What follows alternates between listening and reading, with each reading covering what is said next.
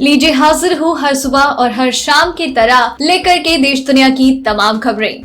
नमस्कार दोस्तों, आप सभी का स्वागत है हमारे चैनल पर। तो हमारे चैनल को सब्सक्राइब कर लीजिए ताकि आप कोई भी खबर कभी भी मिस ना करें।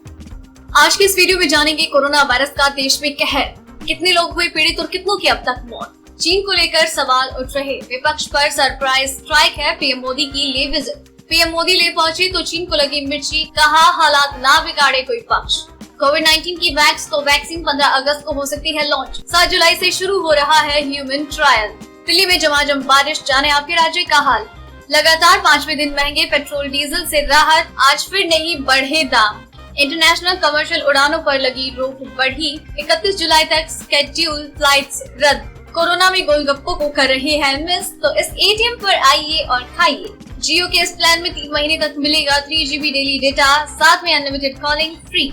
इस स्कीम से आपको मिलेगा 60,000 रुपए कमाने का मौका, ऐसे उठा सकते हैं फायदा। चलिए जानते हैं अब खबरें विस्तार से, लेकिन उससे पहले वीडियो पसंद आ रही हो तो लाइक जरूर कर दें।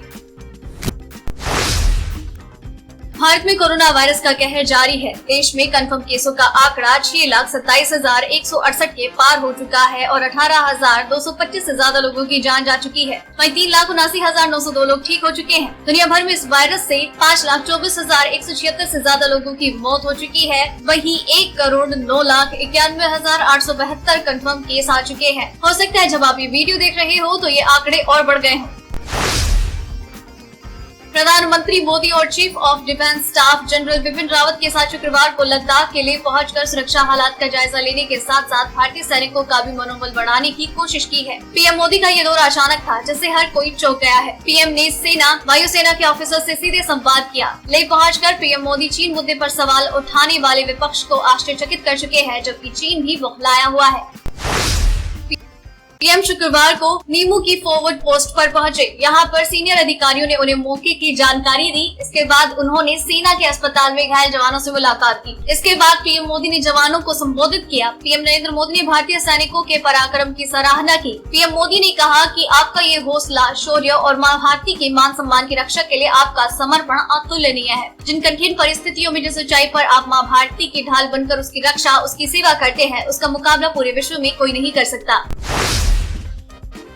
पीएम मोदी के अचानक ले पहुंचने से हर कोई हैरान है। चीन को भी इस दौरे से कड़ा संदेश पहुंचा है और इस बीच अब चीनी विदेश मंत्रालय ने इस दौरे पर बयान दिया। चीन का कहना है कि कोई भी पक्ष कुछ भी ऐसा ना करे जिससे माहौल खराब हो। रोजाना होने वाली ब्रीफिंग में चीनी विदेश मंत्रालय के प्रवक्ता झाओ लिजियान ने कहा कि भारत और चीन लगातार सैन्य और डिप्लोमेटिक बातचीत के जरिए बॉर्डर पर तनाव को कम करने की कोशिश कर रहा है। ऐसे में किसी भी पार्टी को ऐसा कुछ भी नहीं करना चाहिए जिससे बॉर्डर पर तनाव पैदा हो।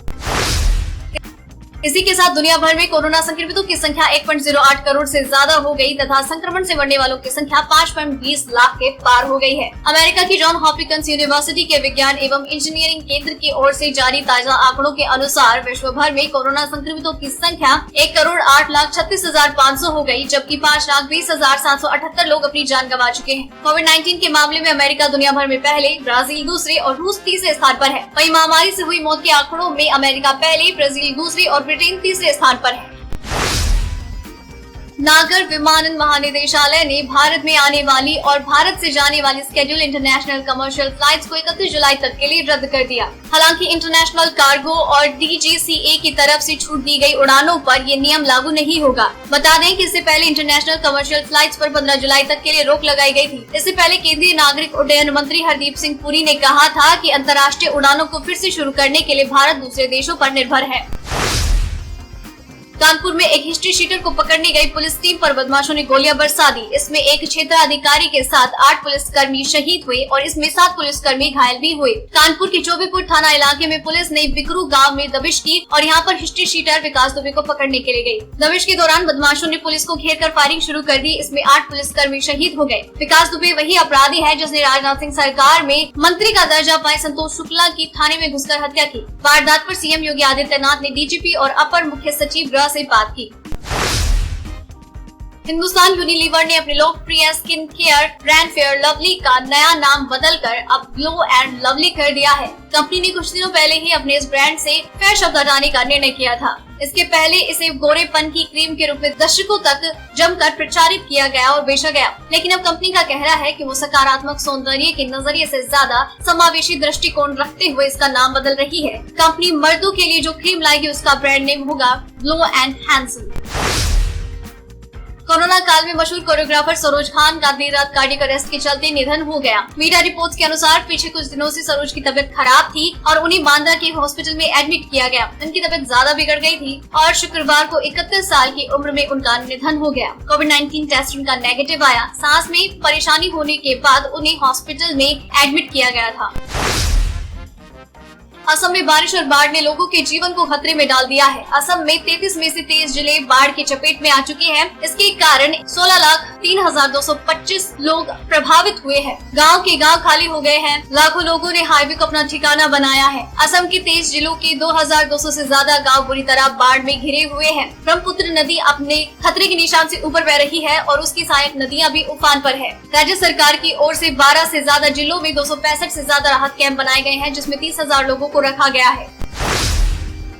दिल्ली में प्रचंड गर्मी के बाद मौसम विज्ञान विभाग ने दिल्ली में अगले 2 दिन तक इसी तरह से शुष्क मौसम रहने और हफ्ते के अंत तक बारिश की संभावना जताई थी। इस बीच पश्चिमी दिल्ली में बारिश शुरू हो गई है। वहीं मुंबई में अगले 2 दिनों तक बहुत भारी वर्षा होने का आशंका है। भारतीय मौसम विज्ञान विभाग ने मुंबई और आसपास के तटवर्तीय क्षेत्रों में मूसलाधार बारिश के अनुमान लगाया। अगले 2 दिन के लिए ऑरेंज अलर्ट जारी किया है। स्काई मेज वेदर रिपोर्ट के अनुसार उत्तर भारत के राज्यों में जल्द ही मौसम करवट लेने वाला है। हालांकि उत्तराखंड और इससे सटे पश्चिमी उत्तर प्रदेश के कुछ हिस्सों और पूर्वी राजस्थान के भागों में इस दौरान भी बारिश जारी रहने की संभावना है। रिपोर्ट के अनुसार 5 जुलाई को पूरे उत्तर भारत में बारिश होने की संभावना है।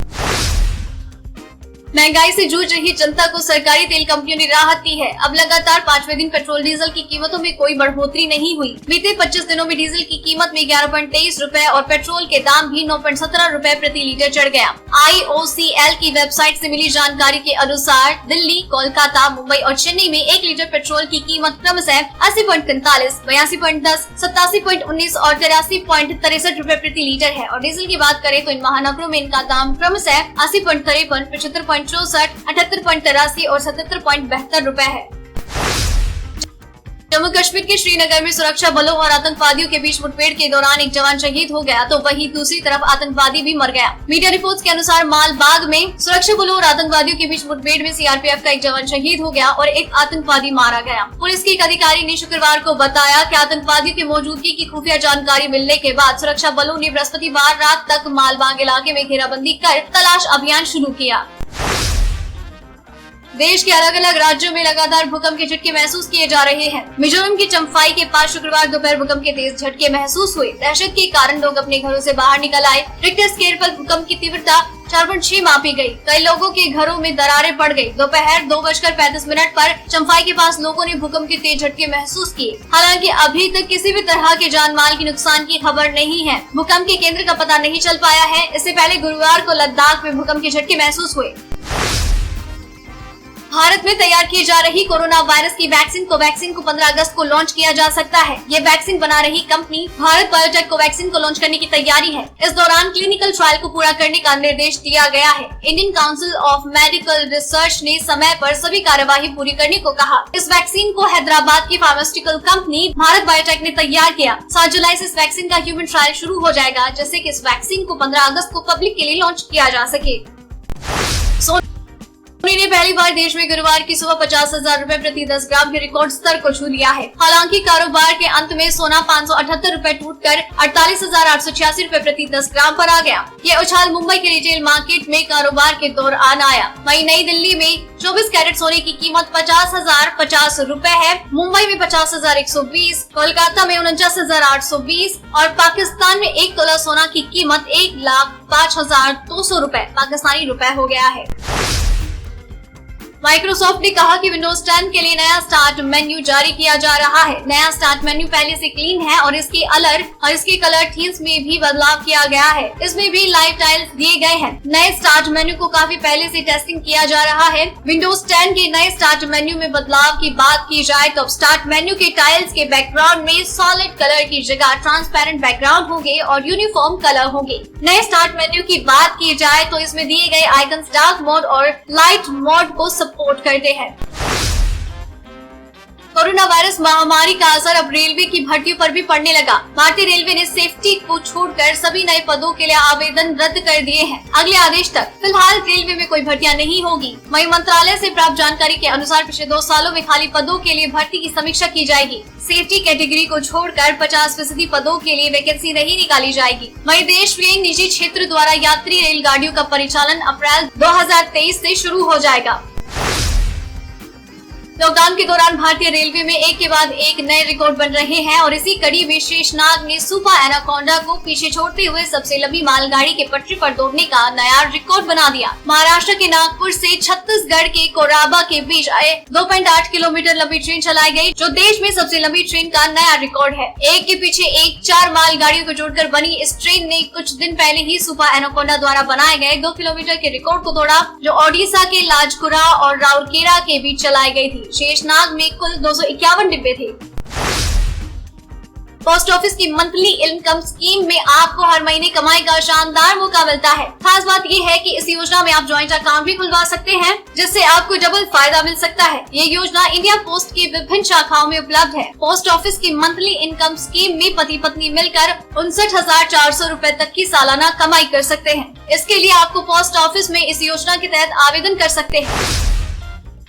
रिलायंस जियो अपने यूजर्स के लिए वर्क फ्रॉम होम वाला एक और प्लान लेकर आई है। रिलायंस जियो 999 रूपए वाला एक तिमाही प्लान लॉन्च कर रही है। इस प्लान के तहत यूजर्स को रोजाना 3 GB डेटा के साथ कई और बेनिफिट्स मिलेंगे। इस पैक की वैलिडिटी 84 दिन की है। इस प्लान में कुल 252 GB डेटा मिलता है। डेटा लिमिट खत्म होने पर 64 kbps इंटरनेट स्पीड मिलती है। इस प्लान में Jio to Jio unlimited voice call और दूसरे नेटवर्क पर कॉलिंग के लिए 3000 मिनट मिलते हैं फ्री। इसके अलावा जियो एप्स का सब्सक्रिप्शन भी मुफ्त ऑफर किया जाता है।